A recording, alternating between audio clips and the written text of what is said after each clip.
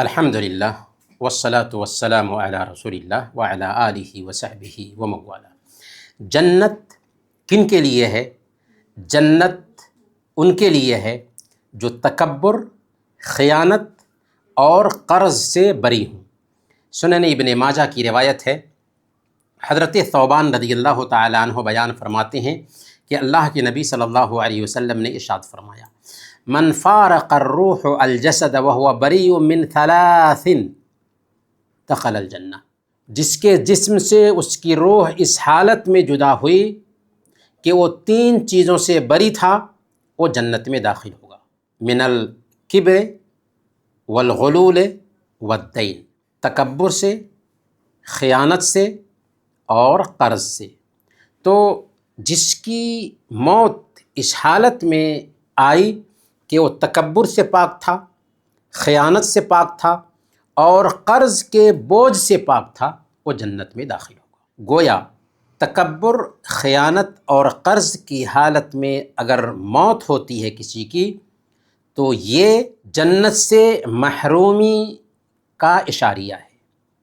سب سے پہلے تکبر، جس کے بارے میں صحیح مسلم کی روایت ہے، حضرت عبداللہ بن مسعود رضی اللہ تعالیٰ عنہ بیان فرماتے ہیں کہ اللہ کے نبی صلی اللہ علیہ وسلم نے ارشاد فرمایا، لا يدخل الجنة من كان في قلبه مثقال ذرة من کبر، جس کے دل میں ذرہ برابر بھی تکبر ہوگا وہ جنت میں داخل نہیں ہوگا۔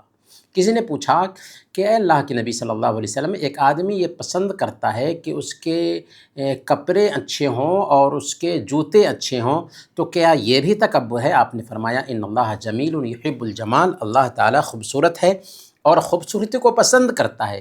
الکبر بطر الحق وغمط الناس، تکبر یہ ہے کہ حق کو چھپایا جائے اور لوگوں کو حقیر سمجھا جائے۔ گویا کہ اگر تکبر ہے تو تکبر کرنے والا جنت سے محروم کر دیا جائے گا۔ اور خیانت کی بھی سخت وعید آئی ہے۔ اللہ تعالیٰ نے فرمایا، وَمَن يَغْلُلْ يَأْتِ بِمَا غَلَّ يَوْمَ الْقِيَامَةِ، جس نے خیانت کی ہوگی، خیانت کی ہوئی چیز کو لے کر کے کل قیامت کے دن اللہ کے پاس آئے گا۔ اور کوئی آدمی اگر ضرورت کے تحت قرض لیتا ہے اور اس کی ادائیگی سے پہلے وفات پا جاتا ہے تو اس کے بارے میں بھی سخت وعید ہے۔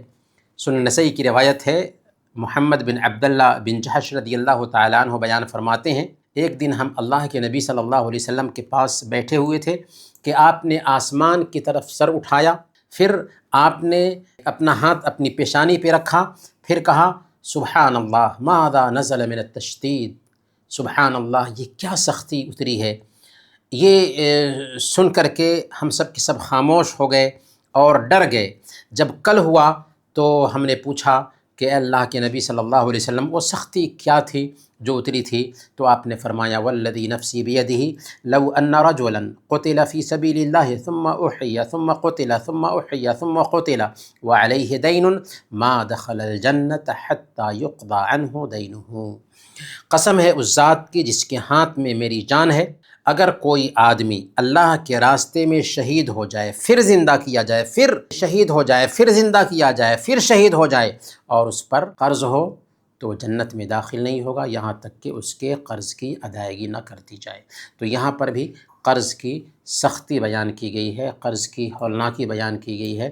لہذا اگر کوئی آدمی اس حالت میں وفات پاتا ہے کہ وہ 3 چیزوں سے بری تھا، تکبر سے بری تھا، خیانت سے بری تھا، قرض سے بری تھا، تو اللہ کے نبی صلی اللہ علیہ وسلم نے گارنٹی کے ساتھ کہا کہ وہ جنت میں داخل ہوگا۔